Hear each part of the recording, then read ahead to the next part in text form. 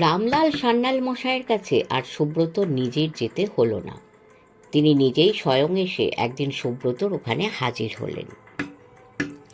রামলাল সান্যাল আজ 7 পুরুষ থেকে উত্তর কলিকাতার একজন পুরাতন অধিবাসী।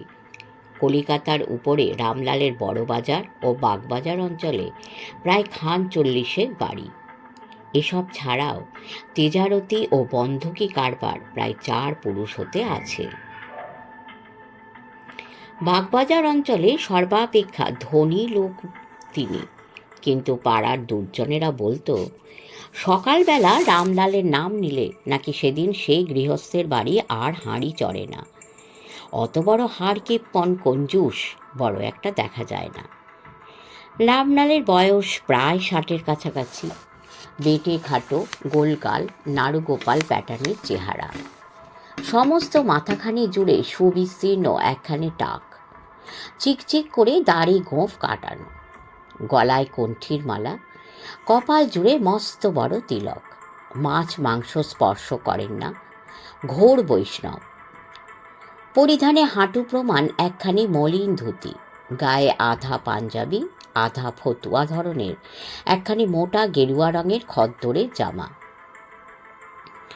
পাড়ার ছেলেরা রামলালের পাঞ্জাবি ও ফতুয়া দুটি শব্দকে মধ্যপদলোপী কর্মধারায় সমাস প্রয়োগ করে বলতো রামলালের পাং ফতুয়া। কোমরে চাবির গোছা, পায়ে বিদ্যাসাগরী তালতলা চটি। রামলালের 3টি ছেলে, 3টি বয়স্ক ও বিবাহিত এবং আধুনিক শিক্ষায় শিক্ষিত। তারা প্রত্যেকেই অফিসে চাকরি করে। ছেলেরা কেউই কিন্তু বাপের মতো কৃপণ নয়। সকলেই রামলাল গৃহিণীর মতো উদার। পিতার ঐরূপ কঞ্জুস কিপ্টে স্বভাবের জন্য ছেলেরা প্রত্যেকেই বিশেষ লজ্জিত। এই বৃদ্ধ বয়সেও রামলাল মাসের 1ম তারিখেই নিজে পায়ে হেঁটে প্রত্যেক বাড়ি মাসের ভাড়া আদায় করে নিয়ে এসে গুনে গুনে সিন্দুকজাত করেন। সিন্দুকটি তার শয়নঘরে শয্যার পাশেই বসানো। সকালবেলা সুব্রত সবে 1 কাপ চা শেষ করে আরেক কাপ নিয়ে বসেছে। ভৃত্য এসে জানালো একজন লোক তাঁর সঙ্গে দেখা করতে চায়। নিয়ে আয় এখানে। একটু পরে ভৃত্যের সঙ্গে সঙ্গে রামলাল এসে ঘরে প্রবেশ করলেন এবং ঘরে প্রবেশ করে সুব্রতর দিকে তীক্ষ্ণ দৃষ্টিতে তাকাতে তাকাতে একখানা চেয়ার অধিকার করে বসলেন। মশায়ের নাম? আমার কাছে কি কোনো প্রয়োজন আছে? সুব্রত প্রশ্ন করলে। হরি হে, তুমি ভরসা। আগে অধীনের নাম রামলাল সান্যাল, নিবাস প্রায় 7 পুরুষ হতে এই কলকাতাতে। হরি হে, তুমি ভরসা। নামটা শুনেই সুব্রত চমকে উঠেছিল, কেননা মারণ ভোমরার কাছ হতে ফোনে ওই নামটা শুনবার পর হতে নামটি প্রায় ওর মনে গাঁথা হয়ে গিয়েছিল। ও তীক্ষ্ণ দৃষ্টিতে রামলালের দিকে তাকালো। রামলাল আবার প্রশ্ন করলেন, মশায়ের নামটি জানতে পারি কি? সুব্রত হাসতে হাসতে জবাব দিল, নিশ্চয়ই, সুব্রত রায়। ভদ্রলোক মানে আমাদের রামলাল কানে একটু খাটো, বললেন, কি বললেন? মন মতো? দেখো দেখি কি ঝঞ্ঝাট। আমি যে এসেছি সুব্রতবাবুর সঙ্গে দেখা করতে। আমার বড় ছেলে যে ফোন গাইড দেখে আপনার বাড়ির নম্বর বলে দিলে। সুব্রত এবারে কণ্ঠস্বরে বেশ একটু জোর দিয়েই বললে, আগে ঠিকই তিনি বলেছেন, আমার নাম মনমতো নয়, সুব্রত। হরি হে, তুমি ভরসা। বাঁচা গেল। দেখুন, একটা বিশেষ কারণেই আপনার কাছে আমি এসেছি। মারণ ভোমরার চিঠি পেয়েছেন নিশ্চয়ই? সুব্রত গম্ভীর স্বরে বলল। রামলাল যেন সামনে হঠাৎ ভূত দেখেছেন। বিস্ময়ে হাঁ করে কিছুক্ষণ সুব্রতর মুখের দিকে চেয়ে রইলেন। তারপর কোনো মতে মস্ত বড় একটা ঢোক গিলে বললেন, আগে যথার্থ, কিন্তু মহাশয় কি রূপে অনুধাবন করলেন?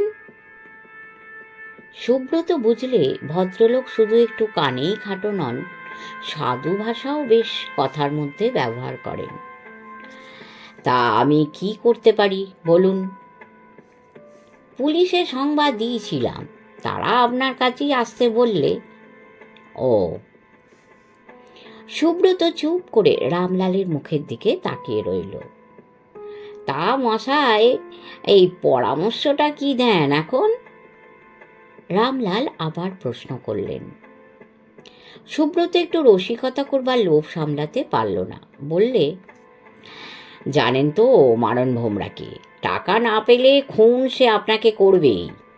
হ্যাঁ হ্যাঁ, বলেন কি? কেন, খবরের কাগজে ইতিপূর্বে আরও কয়েকটা ঘটনা পড়েননি? তা তা তো পড়েছি। তাহলে টাকাটা দিয়ে দিলেই তো ল্যাঠা চুকে যায়। আপনার তো শুনি বহু বহু টাকা আছে। টাকা আমার আছে? কোন সালা! ভদ্রলোক যেন রীতিমতো ক্ষেপে উঠলেন। এই যত সব নচ্ছার পাঁজি হাড় হাওয়াতে দল এসব যাতা রটিয়ে বেড়ায় মশাই, বিশ্বাস করবেন না ওদের কথা। গরিব ছাপোষা মানুষ আমি, কোথায় পাবো অত টাকা বলুন তো? কিন্তু টাকা না পেলে তো সে রেহাই দেবে না সান্যাল মশাই। তবে কি করা যায় বলুন তো? ভয়ে যে আমার হাত পা পেটের মধ্যে ছিঁড়িয়ে যাচ্ছে মশাই। শুনুন সান্যাল মশাই, পুলিশের পক্ষ হতে আমি কাজ করতে বাধ্য এবং করব যখন তাদের মাহিনা খাই আমি। কিন্তু আপনার কেসটা আমি নিজে থেকে বিশেষ চেষ্টা করে দেখতে রাজি আছি, যদি উপযুক্ত পারিশ্রমিক আমি পাই। সান্যাল একটা ঢোক গিলে বললেন, হ্যাঁ কেন? পুলিশে শুধু চেষ্টা করলে কি হবে না? হবে না তা তো বলছি না, তবে যেটুকু হবার ততটুকুই হবে, মানে যতটা পুলিশের দ্বারা সম্ভব, এবং সব ক্ষেত্রে যতটুকু তারা করে থাকে ততটুকুই, তার বেশি কিছুই নয়। রামলাল যেন সুব্রতর কথায় বিশেষ চিন্তান্বিত হয়ে উঠলেন। খানিকক্ষণ গুম হয়ে বসে থেকে অবশেষে একসময় বললেন, এই মহাশয়ের পারিশ্রমিক কত? 10,000। হ্যাঁ, বলেন কি? এর চাইতে মশাই গলায় ছুরি খাওয়া সহজ। হ্যাঁ তা তো নিশ্চয়ই, বিশেষ করে মারণ ভোমরার পক্ষে, তিনি তো আপনাকে ছুরি মারবেনই। এই না, বলবেন না মশাই, দয়া করে। ওই অলক্ষণে নামটার ছুরি আর হয়তো মারতে হবে না, হয়তো আর দু চারবার ওই নামটা শুনলে হার্ট ফেল করেই মরে যাব। এই দেখুন, এই গরিব বুড়োকে একটু দয়া করুন। আমি তো মাত্র 10,000 চেয়েছি, আর মারণ ভোমরা 30,000 চেয়েছে। তবু তো আপনার 20,000 টাকা বাঁচবে। মহাশয় কি নিষ্ঠুর! একটিবার বিবেচনা করে দেখুন, 10,000 বড্ড বেশি হলো নাকি? ও মশাই, শুনছেন? একটিবার ভেবে দেখুন না। আজকালকার বাজারে 10,000 টাকা, উফ বাবারে, ভাবলেও বুকে রক্ত জল হয়ে যাচ্ছে আমার। ওর কমে হবে না মশাই। তাহলে পুলিশের যতটুকু করা কর্তব্য ততটুকুই আমার কাছে পাবেন। ও মশাই, দয়া করে একবারটি এই বৃদ্ধের মুখের দিকে তাকান। আপনি যে সেই থেকে মুখ ফিরিয়েই রইলেন। আগে জিভে দয়া করুন। আপনার মুখের দিকে চাইলে হয়তো 20,000ই চেয়ে বসবো। ওরে বাবা, এই রক্ষে করুন, আমার মুখের দিকে চাইতে হবে না, মুখ ফিরিয়েই থাকুন। হরি হে, তুমি ভরসা। তাহলে ওই আপনার 10,000ই দেওয়া যাবে, বুঝলেন? এখন বলুন আমাকে কি করতে হবে? সুব্রত অলক্ষ্যে একবার হেসে নিল, তারপর গম্ভীরভাবে রামলালের মুখের দিকে তাকিয়ে বললে, আপনাকে যেমন কীর্তনের সভায় মারণ ভোমরার চিঠিতে যেতে বলেছে ঠিক তেমনই যাবেন। কেবল সঙ্গে টাকাটার বদলে আমি অন্য একটা বান্ডিল দিচ্ছি, সেটা নিয়ে যাবেন পকেটে করে। বলতে বলতে সুব্রত চেয়ার হতে উঠে পাশের টেবিলে ড্রয়ার থেকে কুণ্ডমশায়ের বাড়িতে প্রাপ্ত মারণ ভোমরার দেওয়া গান্ধী মার্কা নোটের বান্ডিলটা সান্যাল মশাইয়ের হাতে দিল। সান্যাল মশাই খানিকক্ষণ থ হয়ে বান্ডিলটার দিকে তাকিয়ে থেকে প্রশ্ন করলেন, এটা কি? এগুলো গান্ধী মার্কা নোট। সুব্রত জবাব দিল। সুব্রত আবার বলতে লাগলো, আপনাকে যা বললাম ঠিক তাই করবেন, বাকি যা যা করবার সবই আমি করব, আপনি সেই বিষয়ে নিশ্চিত থাকবেন। এখন তাহলে আসুন, নমস্কার। সান্যাল মশাইও নমস্কার জানিয়ে চলে গেলেন। সুব্রতর অফিস। কয়েকদিন হতে কেবল একটা কথাই সুব্রতর মনের মধ্যে ঘুরে ফিরে বেড়াচ্ছে। কেমন করে ও এবারে মারণ ভোমরাকে ধরবে? যেমন করে যে উপায় হোক এবার তাকে ধরতেই হবে, নচেত আর বুঝি মুখ থাকে না। বেয়ারা এসে সেলাম দিল। কমিশনার সাহেব সেলাম দিয়া আপকো। আচ্ছা তুম যাও, আভি যাতে হ্যাঁ। বেয়ারা সেলাম দিয়ে ঘর থেকে নিষ্ক্রান্ত হয়ে গেল। এই ভয়েই সুব্রত কয়েকদিন থেকে করছিল কখন কমিশনার সাহেব ডেকে পাঠান। সুব্রত চিন্তান্বিতভাবে নিজের অফিস ঘর হতে বের হয়ে কমিশনারের অফিস কামরার সামনে গিয়ে হাজির হলো। May I come in sir? ভিতর হতে আহ্বান এলো। Yes Roy, come in. Subrata ঘরে ঢুকতেই সাহেব পাইপটা ঠোঁটে চেপে ইঙ্গিতে সুব্রতকে সামনের চেয়ারটার উপরে বসতে বললেন। বসো রায়। একটু পরে সাহেব আবার মুখ তুলে বললে, তারপর ওই ডাকাত খুনিটাকে ধরবার কত দূর কি হলো? যেভাবে ও অত্যাচার করে বেড়াচ্ছে এভাবে আরও কিছুদিন চললে পাবলিকের মরাল কতখানি অ্যাফেক্ট করবে একটিবার ভেবে দেখেছ কি রায়? আমার মনে হয় শয়তানটা মস্ত বড় একটা গ্যাং নিয়ে এসব করে বেড়াচ্ছে। দলকে দল ধরতে হবে। মারণ ভোমরা যে কে তা আমি জানি স্যার, কিন্তু উপযুক্ত প্রমাণের অভাবে তাকে গ্রেপ্তার করতে পারছি না। যে বেশ নিয়ে সে সমাজের মধ্যে ঘুরে বেড়ায় সেখানে এতটুকু সন্দেহ কারও হতে পারে না। বলো কি রায়, তুমি জানো সে কে, তবু ধরছো না কেন শয়তানটাকে? বললাম তো একটু আগে স্যার, উপযুক্ত প্রমাণের এখনো আমাদের অভাব। শুধু ধরলেই তো হবে না, সে যে দোষী সেটা প্রমাণ তো করা চাই আমাদের। কিন্তু তার আর কত দেরি? আর দেরি নেই স্যার, কালই তাকে আমি ধরব। এবার আর সে আমাকে কোনো মতেই ফাঁকি দিয়ে পালাতে পারবে না। আচ্ছা তুমি তাহলে এখন এসো। সুব্রত নমস্কার জানিয়ে তখন ঘর হতে নিষ্ক্রান্ত হয়ে এলো। নিজের ঘরে এসে ঢুকতেই সুখময় উঠে দাঁড়ালো। সুখময়ের সঙ্গে আজ দিন কয়েক হলো প্রলয় সংঘের কেস নিয়ে সুব্রতর আলাপ হয়েছে। এই যে সুখময় বাবু, কি সংবাদ? নমস্কার। নমস্কার, আবার এলাম আপনার কাছে মিস্টার রায়। সুব্রত নিজের চেয়ারে বসতে বসতে বলল, তা তো দেখতেই পাচ্ছি। তারপর? ডাক্তার সেনের কেসটা সম্পর্কে কয়েকটা কথা জিজ্ঞাসা করতে এলাম। তার কি মুক্তির কোনো উপায় নেই মিস্টার রায়? হ্যাঁ দেখুন সুখময় বাবু, আপনার প্রশ্নে ঠিকমতো জবাব দেবার কোনো শক্তিই নেই আমার। সব কিছুই কেসের এভিডেন্সের ও জজের রায়ের ওপরে নির্ভর করছে। তারা যে সংস্থাটা চালাতেন সেটা বেআইনি বলেই তারা ধরা পড়েছেন। কিন্তু আপনার নিজের কি মতামত? আমার নিজস্ব মতামতের এক্ষেত্রে কতটুকু মূল্য সুখময় বাবু? তবে যতদূর মনে হয় সরকার পক্ষ এক্ষেত্রে একটু কড়াভাবেই বিচার করবেন। কিন্তু কেন কেন তারা এভাবে শাস্তি দেবে? মূর্খ গরিব দেশবাসীদের মনে শিক্ষার আলো আনবার চেষ্টা করছিলেন বলেই কি তিনি দোষী? চিরন্তন প্রথাকে ভাঙবার শিক্ষা ও অনুপ্রেরণা দেওয়াটাই তো এক্ষেত্রে দোষ। এটাই তো বিপ্লব। তাই বলে যা অন্যায়, যা অত্যাচার, তাই আমাদের চিরদিন মুখ বুজে সহ্য করতে হবে? মার খেয়েও আমরা বলতে পারবো না যে ব্যথা লাগছে? না, তা বলতে পারবেন না। আজ দেশের মাস যদি ক্ষেপে ওঠে তবে এদের রাজত্ব তো টিকতে পারবে না একদিনও। সেক্ষেত্রে আপনাদের এই চেষ্টাকে তারা বরদাস্ত করবে কেন? তাই বলে দেশের লোকের মনে সামান্য একটা শিক্ষার আলো ছড়িয়ে দেওয়া, তাদের বুঝতে একটু সাহায্য করা, এটাই হবে বিপ্লব? না সুখময় বাবু, সেটা বিপ্লব নয়। ওই শিক্ষা থেকে যে জিনিসটা একদিন এসে হাজির হবে তাকে তো তখন ঠেকিয়ে রাখা যাবে না, এবং কোন দেশের কোনো জাতির পক্ষেই তা সম্ভব হয়নি। তাই গোড়াতেই একে বিনষ্ট করতে হবে। এই হচ্ছে সরকারের মূল নীতি, এবং সেই মূল নীতিকে বাঁচিয়ে রাখবার জন্য যতটুকু প্রয়োজন ততটুকু তো সে করবেই। কিন্তু এর কি কোনো প্রতিকারই নেই মিস্টার রায়? যে প্রদীপগুলো জ্বলে উঠবে তাকে এমনি করেই ফুৎকারে নিভিয়ে দেওয়া হবে? নিভিয়ে দেওয়াই হবে কিনা বলতে পারি না, তবে সেই চেষ্টাই হবে, এটা সুনিশ্চিত। এরপর সুখময় বাবু বিদায় নিয়ে চলে গেলেন।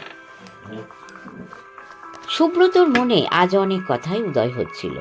চোর ডাকাত ধরবার নিছক একটা নেশাতেই সে এই চাকুরিতে এসে নাম লিখিয়েছিল, কিন্তু উত্তেজনার মুখে এই চাকুরির যে আরও একটা দিক আছে এবং সেটা যে তার চিরদিনের সহজ আত্মমর্যাদা ও বিবেকের পরে কোনোদিন রূঢ় আঘাত আনতে পারে, তা ভাববারও অবকাশ তখন পায়নি।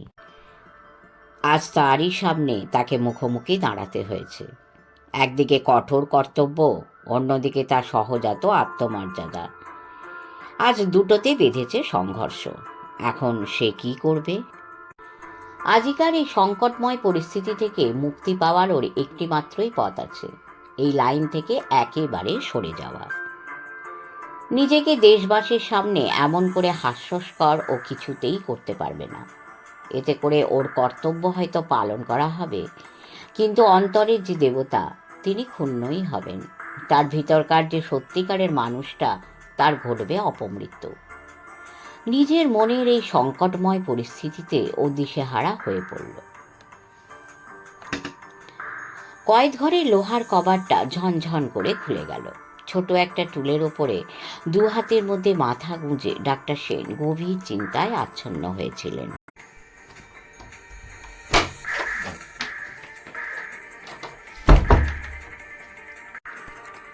ডাক্তার? কে? চুপকে ডাক্তার সেন মুখ তুলে চাইলেন। সামনেই সুখময়দা দাঁড়িয়ে। সুখময়দা? এত কি ভাবছো ডাক্তার? বড় ব্যথায় ডাক্তার সেনের মুখখানা করুণ হাসিতে ভরে উঠল। চিন্তাই তো এখন আমার জীবনের একমাত্র সাথী হলো সুখময়দা। আর কাজ সবে তো শুরু করেছিলাম, সব কিছুই তো আমার ব্যর্থ হয়ে গেল। ব্যর্থ তোমার কিছুই হয়নি ডাক্তার। তুমিও তোমার আগে যারা এমনি করে তোমার মতো কাজ করে গেল, তোমরা চলে গেলেও সেটা রয়ে গেল তোমাদের পিছনে দেশের, জাতির, মনের ইতিহাসের পাতায়। এই যাত্রার কি শেষ আছে ভাই? এই তো সবে শুরু। পথ করে আরও কতজনই আসবে, আরও কতজনই এমনি তোমাদের মতো একদিন হারিয়ে যাবে। আমার আরাধ্য কাজ তোমার হাতেই তুলে দিয়ে গেলাম সুখময়দা। ওরে না না, অত বড় কাজের ভার আমি বইতে পারবো না। তাছাড়া আমারও বুঝি যাবার বাঁশি বেজে উঠল। কিছু তুমি ভেবো না ডাক্তার, তোমার এই আরাধ্য কাজের ভার মাথায় তুলে নেওয়ার জন্য ভগবানই যোগ্যতর ব্যক্তিকে প্রেরণ করবেন। কিন্তু সুখময়দা? না ডাক্তার, আমার পথ ভিন্ন, ভিন্ন জগতের মানুষ আমি। তাছাড়া স্বর্গে প্রবেশ করতে পারলেই তো আর স্বর্গের অধিকারী হওয়া যায় না ভাই। না না সুখময়দা, আপনিও যদি এ সময় সরে দাঁড়ান তবে আমি কারাগারে বসেও শান্তি পাব না। না না ডাক্তার, আমাকে ক্ষমা করো, আমি পারবো না, আমি পারবো না বলে এক প্রকার টলতে টলতে সুখময়দা ঘর হতে নিষ্প্রান্ত হয়ে গেলেন। আজ রাস পূর্ণিমা। সারাটা নীল আকাশ ভরে আজ ছুটেছে যেন চাঁদের আলোর বন্যা। বাগবাজারের বিখ্যাত ভক্ত রসিক মথুরানাথের ভবনে বসেছে কীর্তনের আসর। ঠাকুর দালানের সামনে প্রশস্ত আঙিনায় শামিয়ানা টাঙিয়ে নিচে ফরাস পেতে বসেছে কীর্তনের আসর। সামনেই দেখা যায় রূপার দোল মঞ্চে সুবর্ণের কৃষ্ণ রাধিকার যুগল মূর্তি। ফলে ফুলে যেন ঢেকেই দেওয়া হয়েছে। স্নিগ্ধ ধূপ ও চন্দনের গন্ধে চারিদিক সুবাসিত। বহু অতিথি অভ্যাগত এসে জুটেছিল সেই আসরে। রামলাল সান্যাল মশাইও এসেছেন, সুব্রতও এসেছে এবং রামলালের ঠিক পাশটিতেই আসন গ্রহণ করেছে। তার সদা সতর্ক চঞ্চল দৃষ্টি এদিক ওদিক ঘুরছে আর ফিরছে। সুতরাং কয়েকটি অনুচরও সাধারণ বেশভূষায় ইতস্তত ছড়িয়ে বসে আছে। মাথার উপরে 1000 পাওয়ারের অত্যুজ্জ্বল বৈদ্যুতিক বাতি জ্বলছে। সমগ্র স্থানটি যেন দিনের মতোই আলোয় আলোয় ঝলমল করছে। বিখ্যাত কীর্তন গাইয়ে নিমাইকান্ত গাইছেন অপূর্ব সে কণ্ঠস্বর, যেন তার সমগ্র সত্তা সুরের নিবেদনে মূর্ত হয়ে উঠেছে। গায়ক গাইছিলেন, শত শত বছর আগে শঙ্করাচার্য বলেছিলেন, যাবৎ বিত্ত উপার্জন শক্তা। গল্পে পড়ে আছি আমি নিস্তাজে, এই নারকলের মালায় জল গেল, জলও খাওয়া হলো না, পিপে লেটা চুকেছে, ভালোই হয়েছে। সুব্রত গানের সুরে ও কথায় যেন মুগ্ধ হয়ে গেছিল। সহসা এমন সময় দপ করে সমস্ত আলো একসঙ্গে নিভে গেল। গান গেল থেমে। একটা মৃদু গুঞ্জরণে চারিদিক হয়ে উঠল মুখরিত। সুব্রত জ্যোতিকে সতর্ক হয়ে রামলালকে সামনে টেনে নিল। সহসা এমন সময় সেই মৃদু গুঞ্জনকে ছাপিয়ে কার গুরু গম্ভীর কণ্ঠস্বর শোনা গেল।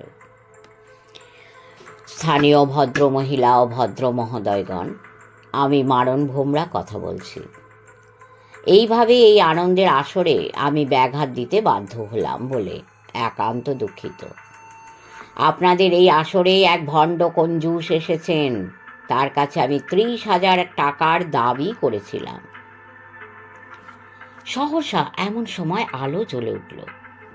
আবার একটা অস্পষ্ট গোলমাল শোনা গেল। সামনে একটা জায়গায় একটা ধস্তাধস্তি হচ্ছে। সুব্রত সেখানে ছুটে গেল। লোকটাকে তখন 3-4 জনে চেপে ধরেছে। বাড়ির কর্তা মথুরানাথও ততক্ষণে সেখানে এসে হাজির। এ কি সুখময় বাবু?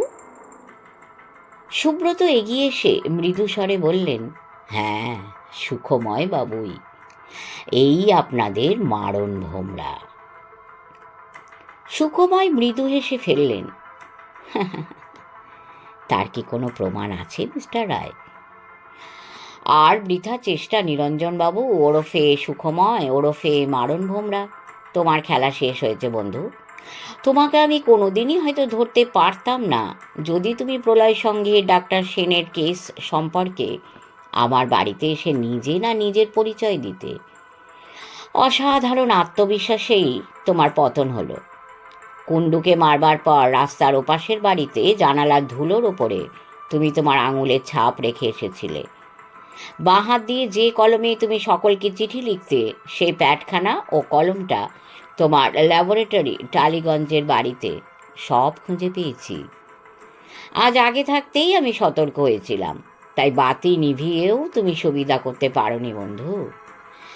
এবারে চলো শ্রীঘরে। মারণ ভোমরা চুপ করে রইল কিছুক্ষণ, তারপর ধীরে ধীরে বললে, বেশ, চলো, কোথায় নিয়ে যাবে? আসলে সমস্ত লোক যেন বিস্ময়ে স্তব্ধ হয়ে গিয়েছিল মারণ ভোমরার সত্যিকারের পরিচয় পেয়ে। কারোর মুখেই কোনো কথা নেই। মথুরানাথ এ ব্যাপারে বিন্দু বিসর্গও জানতেন না। সুখময়ের সঙ্গে তার অল্প কিছুদিনের আলাপ। সুখময়ের মতো এমন একজন ভদ্র প্রৌঢ় ব্যক্তি শেষ পর্যন্ত অমন দুর্দান্ত খুনে দস্যু হতে পারে, এ যেন স্বপ্নেও অগোচর। সুব্রত উপস্থিত সকলের কাছে ক্ষমা চেয়ে সুখময়কে নিয়ে স্থান ত্যাগ করে চলে গেল সদল বলে। পরের দিন সমস্ত সংবাদপত্রে পত্রে ঘোষিত হল বিখ্যাত দস্যু মারণ ভোমরার গ্রেপ্তারের অত্যাশ্চর্য কাহিনী। সবচাইতে বেশি আশ্চর্য হলেন জেলে বসে ডাক্তার সেন, শিলা। সুখময়, শেষ পর্যন্ত সুখময়ই মারণ ভোমরা। যথাদিনে যথা সময়ে ডাক্তার সেনের মামলার রায় বের হলো। জুরিদের সঙ্গে একমত হয়ে জজ ডাক্তার সেনকে যাবজ্জীবন দ্বীপান্তর দণ্ডের হুকুম দিয়েছেন। অধীর আগ্রহে শিলা দিনের পর দিন বিচারের ফলাফল দেখছিল। কতবার সে ভেবেছে জেলে গিয়ে ডাক্তার সেনের সঙ্গে দেখা করে তার কথা তাকে খুলে বলে আসবে, কিন্তু প্রচণ্ড একটা অভিমানে তার সকল সংকল্প স্রোতের মুখে কুটোর মতোই ভাসিয়ে নিয়ে চলেছে। কিন্তু সেদিন যখন রায় বের হলো, আর সে স্থির থাকতে পারল না, ছুটে গেল আলিপুর সেন্ট্রাল জেলে। কিন্তু ডাক্তার সেনের সঙ্গে দেখা করবার হুকুম তার মিলল না। কি করবে সে? কি করে ডাক্তার সেনের সঙ্গে দেখা করবে? হঠাৎ তার সুব্রতর কথা মনে পড়ল। কাল বিলম্ব না করে সে সুব্রতর ওখানেই ছুটে গেল এবং সুব্রতর চেষ্টায় ও ডাক্তার সেনের সঙ্গে দেখা করবার অনুমতি পেল। আলিপুর সেন্ট্রাল জেলের একটা ছোট কামরায় ডাক্তার সেন বন্দী আছেন। 2-1 দিনের মধ্যেই তাকে অন্যত্র স্থানান্তরিত করা হবে। মৃদু আলো অন্ধকারে কক্ষটি অস্পষ্ট। একটি লোহার খাটিয়ার উপরে ডাক্তার সেন বসে বসে মোমবাতির আলোয় কি একখানা মোটা বই পড়ছেন। সহসা এমন সময় পদশব্দে উনি চমকে মুখ তুলে চাইলেন। কে? শিলা ডাক্তার সেনের পায়ের তলায় নত হয়ে পড়ল। শিলার মেঘের মতোই খোলা চুল ডাক্তার সেনের পা দুখানি ঢেকে মেঝের ওপরে বিস্তৃত হয়ে পড়ল। ডাক্তার সেন ত্রস্ত হয়ে উঠে দাঁড়ালেন। কে? কে? আমি। শিলা মুখ তুললে। মোমবাতির নরম আলোয় ডাক্তার সেন দেখলেন শিলার দু চোখের কোল বেয়ে অজস্র ধারায় অশ্রু গড়িয়ে পড়ছে। তার দু কপাল সিক্ত। ডাক্তার সেন গভীর স্নেহে দুহাত দিয়ে শিলাকে ওঠালেন। শিলা, এ সময় তুমি? আমাকে ক্ষমা করুন। দেখছি আমার শেষ ইচ্ছেটাও অপূর্ণ রইল না। যাবার আগে তোমার সঙ্গে একটিবার দেখা করবার জন্য আমার সমগ্র অন্তর যে কি ব্যাকুলি হয়ে উঠেছিল। কিন্তু ক্ষমা চাইবার কথা তো তোমার নয় শিলা, আমারই। আমি তোমাকে ভুল করে বিচার করেছি। আমি তোমার কাছে ক্ষমা চাইছি। আমাকে ক্ষমা করো শিলা। না না, আপনি আমাকে ক্ষমা করুন। আমার একটি অনুরোধ আছে শিলা। বলুন। আবার তোমাকে বাড়িতে ফিরে যেতে হবে। অত্যাচার ও অন্যায়কে ভয়ে এড়িয়ে চললে তো চলবে না। না না, ও অনুরোধ আমাকে আর করবেন না। সে বাড়িতে এরপর আর আমি ফিরে যেতে পারি না, অসম্ভব। অগ্নি পরীক্ষায় তুমি উত্তীর্ণ হয়েছ শিলা। এখন তুমি নির্ভয়ে সে রাজপ্রাসাদে ফিরে যেতে পারো। সেখানেই বসে তুমি কাজ করবে। আজ আর তোমার কোনো ভয় নেই। কোনো প্রলোভনই তোমাকে আর তোমার সংকল্প হতে বিচ্যুত করতে পারবে না। ঘরে ফিরে যাও শিলা, সেইখানেই তোমার আসল জায়গা। বলো তুমি যাবে, বলো আমার কথা তুমি রাখবে। রাখবো।